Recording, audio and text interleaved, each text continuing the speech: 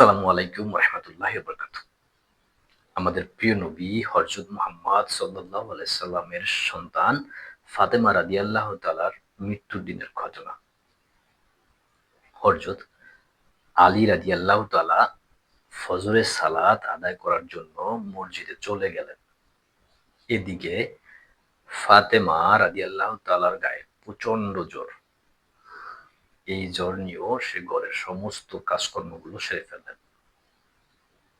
হযরত আলী রাদিয়াল্লাহু তাআলা মসজিদ থেকে নামাজ পড়ে যখন বাসায় আসলেন, তখন তিনি দেখলেন ফাতেমা কাঁদতেছেন।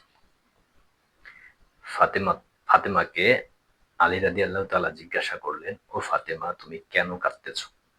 ফাতেমা কোনো জবাব দেয় না। আলী দ্বিতীয়বার আবার ফাতেমাকে প্রশ্ন করলেন, "ও ফাতেমা, তুমি কেন কাঁদতেছো?" ফাতেমা এবারও কোনো জবাব দিলেন না। এভাবে কয়েকবার ফাতেমাকে জিজ্ঞাসা করার পরে ফাতেমা কাঁদতে কাঁদতে আলী রাদিয়াল্লাহু তাআলাকে বললেন, "ও আলী, তাহলে শোনো, আজকে আমি আমার প্রিয় বাবা হযরত মুহাম্মদ সাল্লাল্লাহু আলাইহি সাল্লামকে স্বপ্নে দেখেছি। তিনি আমার বাড়িতে এসেছেন, আমার ঘরে প্রবেশ করেছেন এবং এদিক ওদিক করে কি জানি খুঁজতেছেন।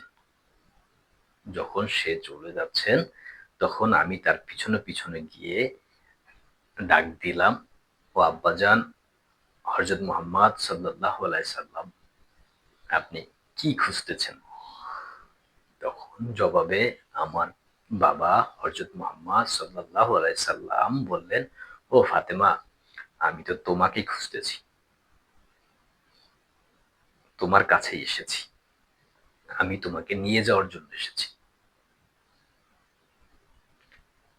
হযরত মুহাম্মদ সাল্লাল্লাহু আলাইহি সাল্লাম ফাতেমাকে আরো জিজ্ঞাসা করলেন, "ফাতেমা, তুমি তো আজকে রোজা রাখবে। তুমি আজকে সেহরি খাবে হযরত আলীর দস্তরখানায় আর ইফতার করবে আমি বাবা হযরত মুহাম্মদ সাল্লাল্লাহু আলাইহি সাল্লামের দস্তরখানায়।" এই কথা শোনার পরে হযরত আলীর আর বুঝতে বাকি রইল না যে আজকে ফাতেমা রাদিয়াল্লাহু তাআলা দুনিয়া মায়া ত্যাগ করে দুনিয়া থেকে চলে যাবেন। তারা দুজনে আরো জোরে জোরে কাঁদতে লাগলেন। ঠিক এই মুহূর্তেই হযরত হাসান এবং হযরত হুসাইন রাদিয়াল্লাহু তাআলা তাদের কাছে আসলেন এবং তাদেরকে বললেন, "হে আমার আব্বাজান, হে আমার আম্মাজান, আপনারা কেন কাঁদতেছেন?" আজকে এই পর্যন্তই। পরবর্তী অংশটুকু সামনের ভিডিওতে ক্লিয়ার করে দিব। দিন শেষে নিজে ভালো থাকবেন, নিজের পরিবারকে ভালো রাখবেন। আল্লাহ হাফেজ।